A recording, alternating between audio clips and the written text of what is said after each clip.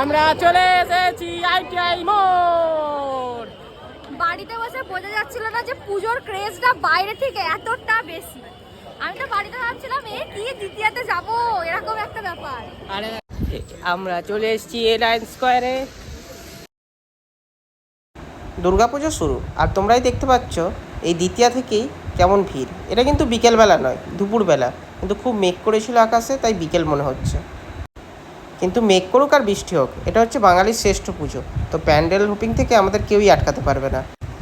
তাই বাঁশের বেড়ার পাশ দিয়ে লাইন ঠেলে আমরা এবারে চলে এসেছিলাম এবারের দুর্গাপুজোর প্রথম ঠাকুর দেখতে A9 স্কোয়ারে। তোমরা দেখো কতটাই সুন্দর লাগছে প্যান্ডেলটা। বিকেলবেলা ছিল, আর একটু বেলা হলে আলো হয়তো জ্বেলে দিত, তখনও আলো জ্বালেনি। প্যান্ডেলটা বাইরে থেকে যতটা না সুন্দর, তার থেকেও সুন্দর ভেতরে মায়ের সাজ আর লাইটিং। তোমরাই দেখো এবার।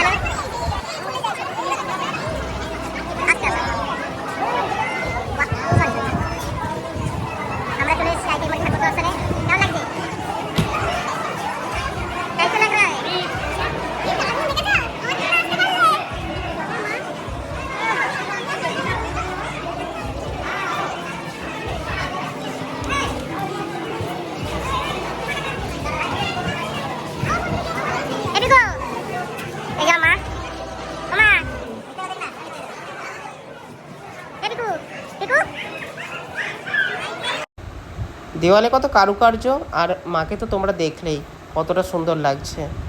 এখানে বেশিক্ষণ আটকাচ্ছিল না, যে যতক্ষণ পারছে মাকে ভেতরে দেখছে, থাকছে।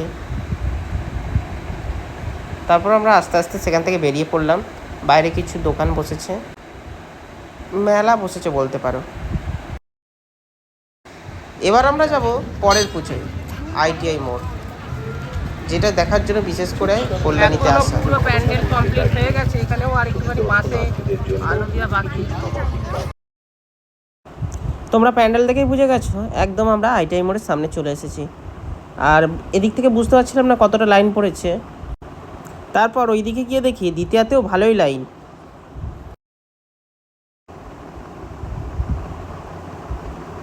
তোমরা শুধু দেখো দলে দলে লোক কেমন ভেতরে যাচ্ছে।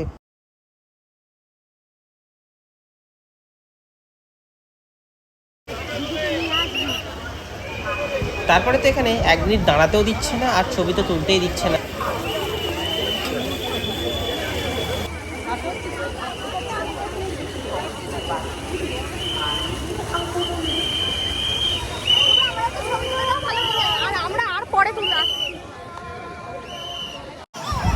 আর এটাই সেই বিখ্যাত লুমিনাস ক্লাব, যারা প্রতি বছরই মানুষকে সুন্দর সুন্দর প্যান্ডেল উপহার দেয়।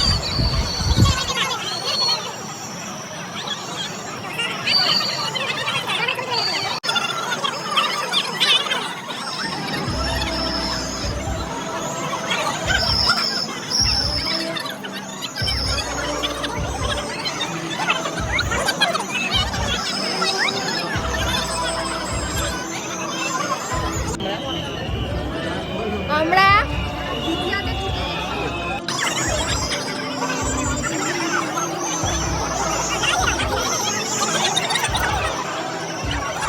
তোমরা দূর থেকেই দেখতে পাচ্ছ মায়ের বর্ণ সিলভার কালারের, আর মায়ের গলায় মুকুট সব সোনার গহনা পরা। মাকে এতটাই সুন্দর লাগছে যে সামনে থেকে না দেখলে তোমরা বিশ্বাসই করতে পারবে না।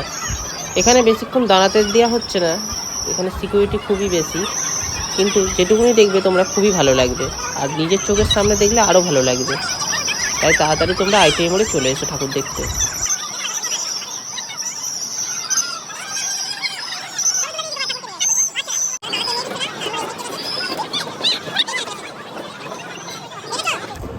আইটিআই মোড়ে ঠাকুর দেখার পর চলে এসেছিলাম রথতলার ঠাকুর দেখতে। এখানে করেছিল বৃন্দাবনের প্রেম মন্দির, কিন্তু এখানে এত বৃষ্টি হচ্ছিল যে আমরা ভেতরে যেতেই পারিনি প্রথমে।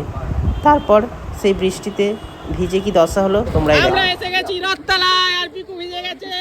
এইখানে পড়ছে প্রচুর বৃষ্টি, আর আমি করছি খবর। মার বাবা দাঁড়িয়েছে এইখানে, আর চারিদিকে বৃষ্টি বৃষ্টি বৃষ্টি।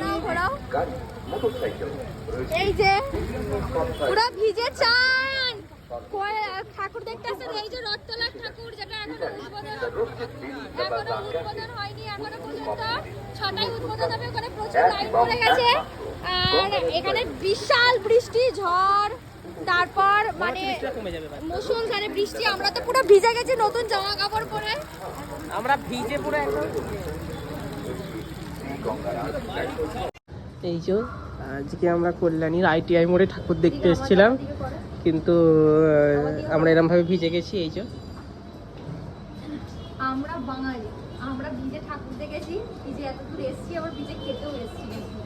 এই যে রেস্টুরেন্টে এখনো উঠিনি, নিয়ে নেবো, পার্সেল করে নেবো, কারণ এখানে তো খাওয়া সম্ভব নয়। জামা কাপড় পুরো ভিজে গেছে, পিকুরও ভিজে গেছে। আর আমরা এইটা কিন্তু আমরা ঠাকুর দেখা বন্ধ করিনি, সব ঠাকুর দেখেছি আমরা।